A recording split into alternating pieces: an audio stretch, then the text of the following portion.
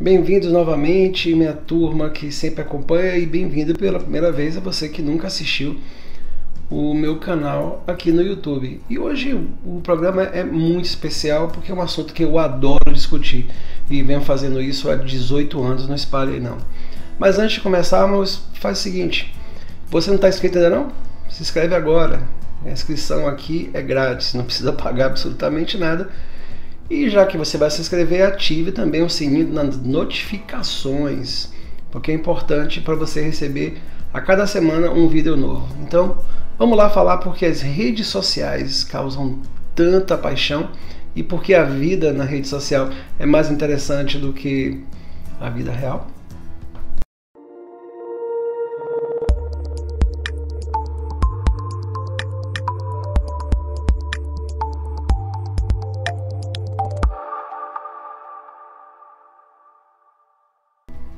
Me permita esse vídeo ser um pouco mais descontraído e a minha movimentação de corpo ser um pouco diferente, porque, como eu falei no início, eu já trabalho com esse assunto há 18 anos e eu fui um dos pioneiros na discussão do poder da internet no comportamento humano. E aqui no Brasil eu fui um dos primeiros a falar sobre isso, o primeiro a falar no Google, sabe, muito tempo atrás. Então, a questão de hoje é: por que nós nos apegamos tanto às redes sociais como se fossem mais interessantes do que a própria vida real? Vocês, muitos de vocês aqui, talvez todos talvez não, né? Estou sendo exagerado porque o YouTube é uma plataforma que não necessariamente exige que você tenha uma rede social. Mas vamos dizer que 80% das pessoas que estão assistindo o vídeo têm algum comunicador social. Eu não conto o WhatsApp como uma rede social. O WhatsApp é um comunicador. Então, mas vamos falar também no final sobre o WhatsApp, porque merece uma consideração especial. Eu prometo não ser muito longo nesse vídeo não, para poder apenas alertar e chamar a atenção de cada um de vocês sobre o papel dessas redes na vida de cada um de vocês.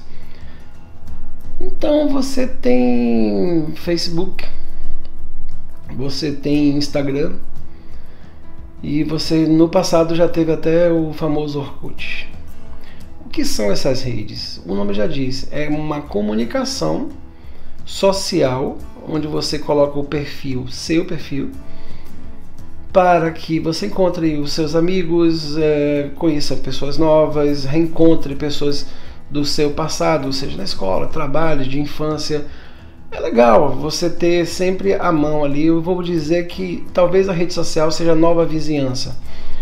Antigamente vivíamos nos quarteirões nas cidades, seja cidade pequena, cidade grande, vivíamos em quarteirões onde nós conhecíamos toda a vizinhança, e a vizinhança de alguma forma se autocompletava. Você sabia da vida de Beltrano, que morava uma rua depois, ou você namorava uma garota, um garoto que morava a 3 ruas de distância, ou a 2 pontos de ônibus, ou 2 paradas de ônibus depois. Vivíamos num mundo mais restrito antes de chegar a querida internet. A internet entrou nos lares brasileiros nos anos 90, 96, começaram os computadores a se conectarem nas redes de comunicação, e as redes sociais elas vieram depois. Quem chegou antes foram os comunicadores. Lembra do Messenger e do ICQ? Aquele ali era a febre de comunicação. Mas as redes sociais elas começaram a entrar em moda aqui no Brasil no finalzinho dos anos 90 e início dos anos 2000, e com, digamos assim, a explosão maior em torno de 2004, 2005, as redes sociais começaram a ganhar muita força. A princípio, com a desconfiança das pessoas, porque elas não queriam expor as suas vidas pessoais para que todos pudessem ver. Mas elas foram se acostumando a colocar um pouco de si para que pudesse ser vista e reconhecida pelos os usuários da rede. E aí começaram as grandes questões, e as questões são as seguintes: nós nos apegamos demais à rede social como se fosse a nossa vitrine e colocamos na rede social o nosso melhor. Então, quando você coloca uma informação numa rede como o Facebook, você coloca o que há de interessante em você ou no que você tem a dizer. O Facebook tem uma característica muito interessante porque você não precisa postar nenhuma imagem não precisa postar, você pode apenas compartilhar uma outra imagem, uma notícia ou uma foto. É uma rede que a gente chama hoje, é uma rede já mais envelhecida, que a população que está apegada mais ao Facebook é uma população de uma média de idade um pouco mais alta. A rede social do momento hoje é o Instagram. Estou falando agora aqui em 2019, o Instagram, digamos, ela tem um poder entre os mais jovens muito mais intenso do que o Facebook. Mas o Facebook tem o seu papel de importância. O Facebook, ele continua sendo uma grande vitrine para todos. As pessoas se veem, se encontram, participam de grupos fechados onde discutem temas específicos de como perder peso, de como cuidar de um cachorro, de como se maquiar, ou os rapazes como malhar e ficar mais forte. Mas sempre você quer buscar alguma coisa interessante para você. A rede social, ela mostra o que é bom para você. E você tem por obrigação mostrar o que há de melhor de você para que todos vejam como é que você está bem. Olha como eu estou legal. O Instagram também força você a dizer sempre que a sua cara está melhor possível, porque ela te obriga a botar uma foto ou alguma imagem que tem algum texto, mas realmente os textos são sempre positivos.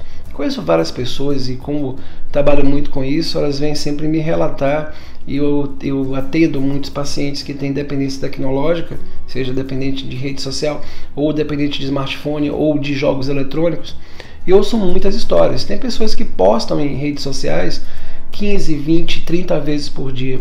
Hoje os dispositivos móveis, os smartphones, eles têm aplicativos que contam as horas que você ficou com a tela aberta, quantas horas você ficou com o smartphone ativo.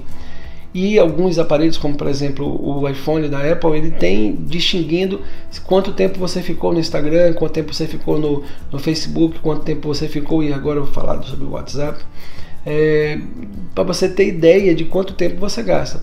No Instagram você coloca sempre a coisa melhor, você tem que botar o seu melhor ângulo, você tem que colocar as coisas mais tranquilas. É por isso que, por exemplo, como eu estou gravando esse vídeo, eu estou gravando num gabinete. No próximo vídeo temos novidades. Eu vou mudar o cenário e vai ser surpresa para vocês todos. Vai ser bem legal. Eu estou aprendendo a cada dia, me dá muito prazer gravar esses vídeos para vocês. E aí eu estou tomando um gosto e vou aprimorar um pouco mais a estética. E a estética é importante. O que você apresenta é o que você tem. Então, se você tiver maltrapilho, triste, com sono, não sei o que lá, você não vai postar na rede. Ou se postar numa rede que você está com sono, com fome, com certeza você vai colocar uma coisa chamada bom humor na história. Vai colocar um tom de alegria. E aí você começa a ver que a vida que tem na rede social é mais interessante do que o que tem na vida real. Na vida real você acorda, escova o dente, você não vai ter que postar essas coisas. Você não posta na rede social que você está indo para o banheiro.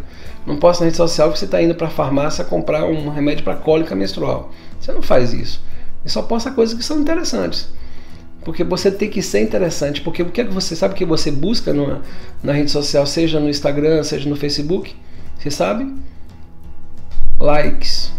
Tem até músicas hoje que trocar like, uma pessoa curte uma postagem de um para postagem do outro. Tem gente que compra seguidores no Instagram, por exemplo, para poder se sentir melhor. Porque ser visto, ser reconhecido, ter fama é o que as pessoas buscam. Ser legal, ser querido, ser bonito, ser interessante é o que faz a rede social funcionar. E eles sabem disso. Por isso que a vida social dentro de uma rede dessas, dentro da internet, ela é mais gostosa do que a vida aqui fora. Como eu digo, às vezes a grama do vizinho é mais verde do que a sua própria grama. É mais interessante olhar a vida do vizinho. E aí lembra que eu falei da história dos vizinhos reais? A gente tem os vizinhos virtuais, então a gente adora também ficar olhando o que é que os outros estão fazendo, passando o dedinho ali e vendo a timeline de cada um, de olha, fulano está fazendo isso, Betano está fazendo aquilo. E aí eu prometi falar sobre o WhatsApp.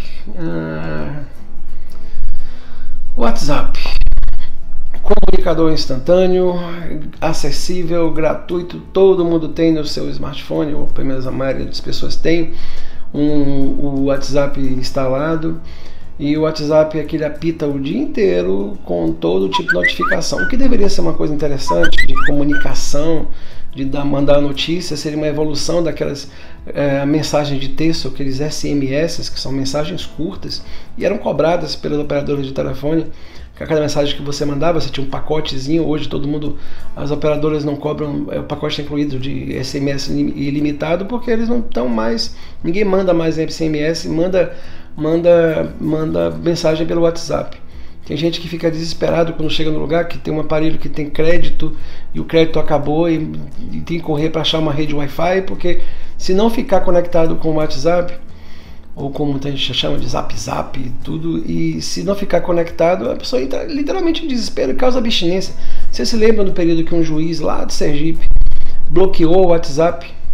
Por 2 ocasiões, aconteceram algum tempo atrás.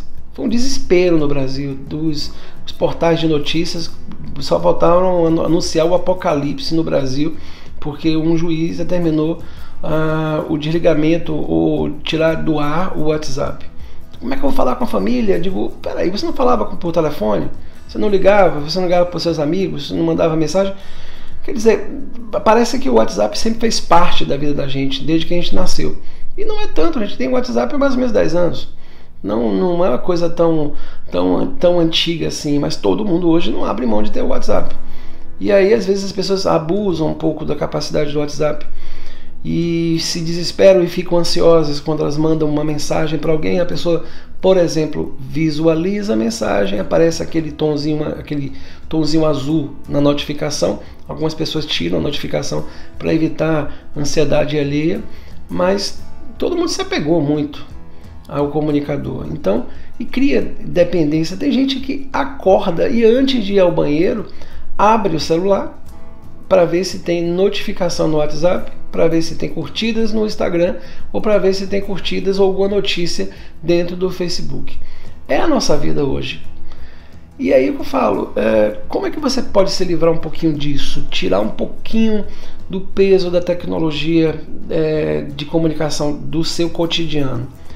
Eu proponho uma questão muito interessante. Eu uso essa citação de propor questão porque as máquinas estão meio que substituindo o nosso pensamento.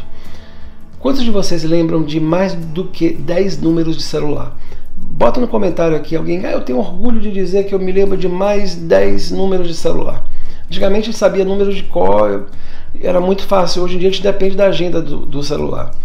E nos anos 50, um pesquisador inglês chamado Alan Turing é um pai da matemática computacional moderna, e se você hoje tem um smartphone, tem um computador, deve a este cara.